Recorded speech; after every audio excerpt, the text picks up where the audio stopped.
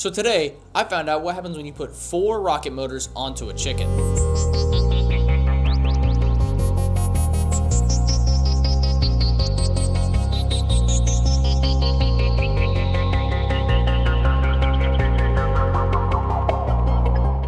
But first, let's talk about how this idea ended up on my to-do list in the first place. Originally, I wanted this video to come out before Thanksgiving, because I wanted you guys to be able to watch it with family during the holidays. But apparently, your boy over here can't read a calendar.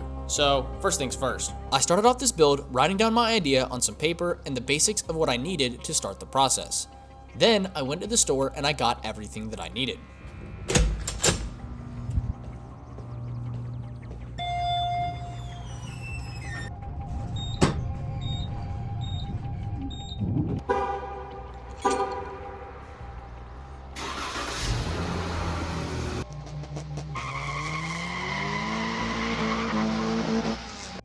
Closed? There's no way. First, I went to Hobby Lobby and I picked up the biggest size motors that they had in stock. I still didn't really do any research on what rockets these are supposed to go on or how much weight they're supposed to lift. I kind of just picked the biggest ones that they had. Once I grabbed those, I headed over to Walmart to pick up the rest of the stuff. First, I went to pick up some speaker wire. This is what we're going to be using to connect all 4 of our igniters together later in the video. And after that, I headed over to the deli section to find our pilot for this flight. You gotta be kidding me. After I got back from the store, I got everything ready. First, I took the chicken out of the bag and I weighed it, and it weighed in at nearly 3 pounds. At this point, I was thinking to myself, am I really about to build something to be able to strap 4 rocket motors to a chicken? Yes. Yes, I am. After I measured our chicken's weight, I measured the length and the width of him so I could start designing the platform he would be launching on. When I started designing, I used the measurements we had just taken a second ago, and I went into Onshape and I started creating our first chicken capsule. At first, I designed it super basic. Just a thin platform for our chicken to sit on and 4 pillars at each corner to keep him somewhat stable during flight. But after I printed out the first half of the capsule, I realized that the pillars on each corner definitely needed to be reinforced.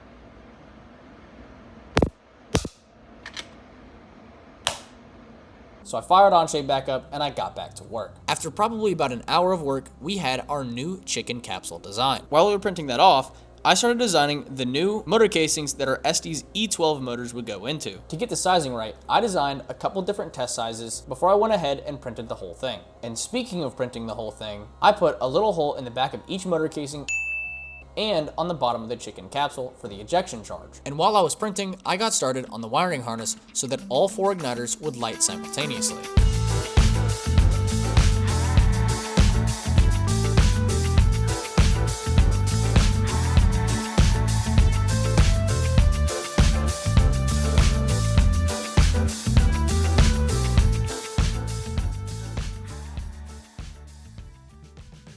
For the first test, I cut some lengths of wire that we got earlier in the video and exposed 2 pieces on each one so I could wrap the igniter leads around it. Then I got out our old launch controller that we built in a previous video. And if you want to see that video, make sure you click the pop-up on your screen right now. Now the reason we're using this launch controller instead of a launch controller that you find in pretty much every single Estes kits out there is the exact same reason why we built it in the first place. A normal red Estes launch controller only outputs about 6 volts, and for cluster rockets, that's just not enough power. You want to have a surplus of power going through the wires to make sure that every igniter lights at the exact same time. So using this controller, we can put 12.8 volts of power directly into all the igniters so we can make sure they get that little extra boost that they all need. But anyways, back to the test. 3, 2, 1. 3, 2, 1. So earlier, I told you that the capsule we made needed some support, which it did, but what I forgot to mention was that it also needed support horizontally so you could put the main 2 pieces together. And what better way to do that than use previously existing gear that I've already designed and made for another project. So to make it a little bit easier for myself, I went back into my old designs and took the supports we used for the launch controller panel, seeing as how well they improved the structure. It's actually so strong.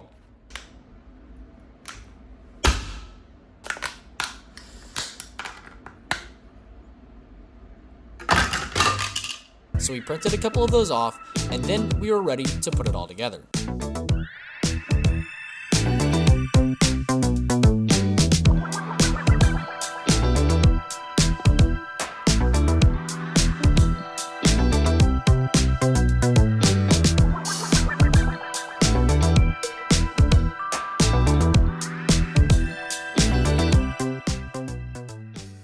Okay, now that pretty much the whole structure is done, we can start working on the final part of the build, the actual wiring harness that all 4 of our igniters are going to attach to. And let me tell you, this thing got on my nerves.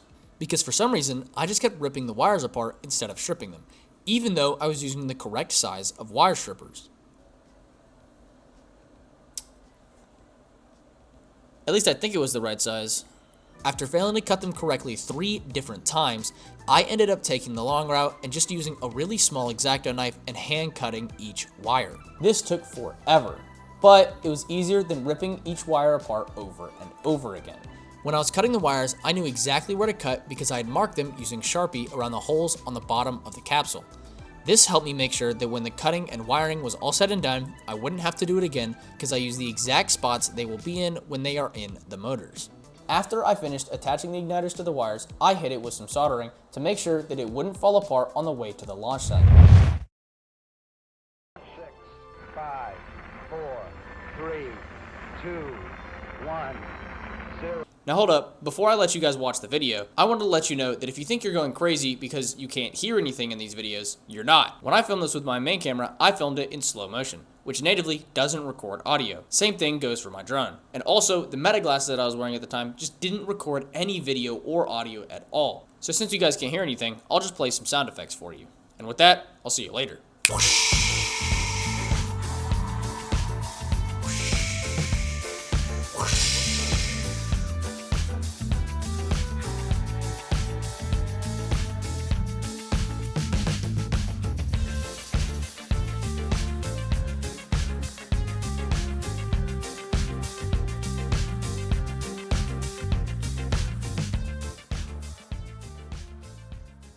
No, my drink! So, taking a look at the footage, what happened? Well, I at least can safely say the Captain Chicken will not be flying again anytime soon. But seriously, what even happened?